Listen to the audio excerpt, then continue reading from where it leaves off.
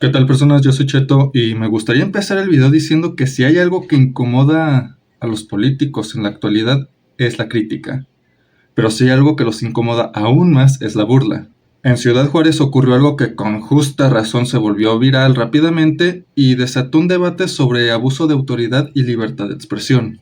Un grupo de artistas urbanos realizó un mural satírico representando al alcalde Cruz Pérez Cuellar con rasgos de cerdo y rata. Algo claramente ofensivo, sí, pero también claramente político.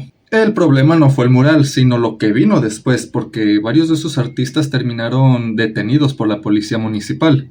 Y es ahí donde el debate ya no tiene nada que ver con el graffiti, porque muchos nos preguntamos si realmente fueron detenidos por faltas administrativas o porque se atrevieron a burlarse del poder. La autoridad argumentó que hubo pintas no autorizadas, entre otras faltas administrativas. Y claro, legalmente pueden existir reglamentos sobre esto, pero olvidan algo importante que es la percepción pública. Porque cuando detienes a artistas justamente después de hacer una sátira contra un político, es imposible no tener sospechas. En especial si ese mural fue cubierto inmediatamente con pintura negra. Y luego sale el alcalde a decir una frase que resume perfectamente todo el problema.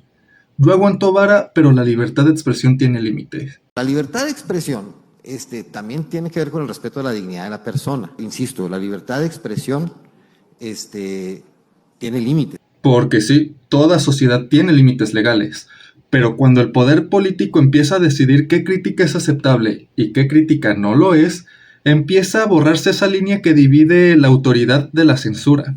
Porque la libertad de expresión no se pone a prueba cuando alguien dice algo que te gusta. Se pone a prueba cuando alguien dice algo que no te gusta. Para entender por qué este caso generó tanto ruido, primero hay que entender algo muy importante. La sátira política siempre ha incomodado al poder. Y no es algo nuevo. Desde caricaturas en los periódicos, programas de comedia, memes, grafitis. La burla ha sido la forma histórica de criticar a quienes nos gobiernan. ¿Por qué?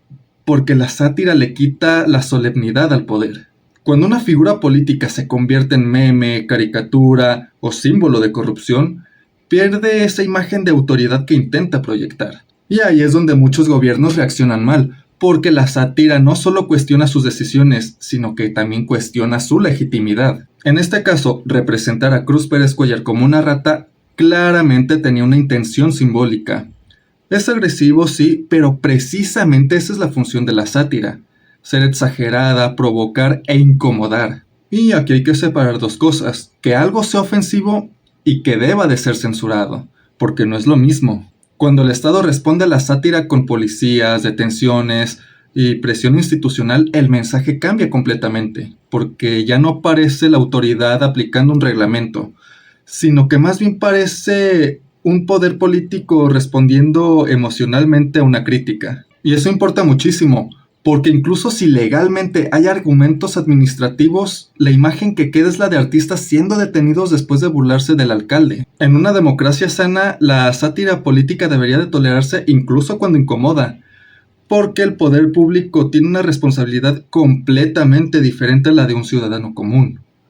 Administra recursos, ejerce autoridad, y precisamente por eso debería de tener mayor tolerancia a este tipo de críticas. Porque cuando el poder empieza a reaccionar contra expresiones satíricas, queda un precedente muy peligroso.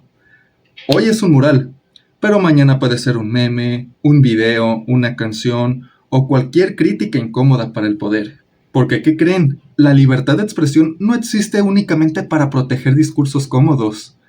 Existe también para proteger discursos que pueden molestar a otros, incluso al poder. Algo que vuelve aún más curioso este caso es la enorme contradicción política que representa. Porque durante años muchísimos políticos del actual oficialismo defendieron la irreverencia y la crítica contra el poder. Pintas, mantas, performance, marchas y un sinfín de etcéteras fueron presentados precisamente como parte legítima de la libertad de expresión. Y en gran parte tenían razón, porque una democracia necesita permitir la crítica, en especial hacia quienes gobiernan. Pero el problema es que muchas veces esa tolerancia desaparece cuando quienes protestaban se convierten en autoridad. Y es ahí donde aparece esa evidente contradicción. Porque en este caso el mensaje que percibimos es: la crítica está bien mientras no se dirija hacia nosotros. Y honestamente, esa frase del alcalde Cruz Pérez Cuellar de la libertad de expresión tiene límites, lo único que hizo fue empeorar aún más la percepción pública. Porque sí, aunque legalmente pueda tener límites, el hecho de que lo diga un alcalde justamente después de detener a artistas que se burlaron de él, suena muy mal.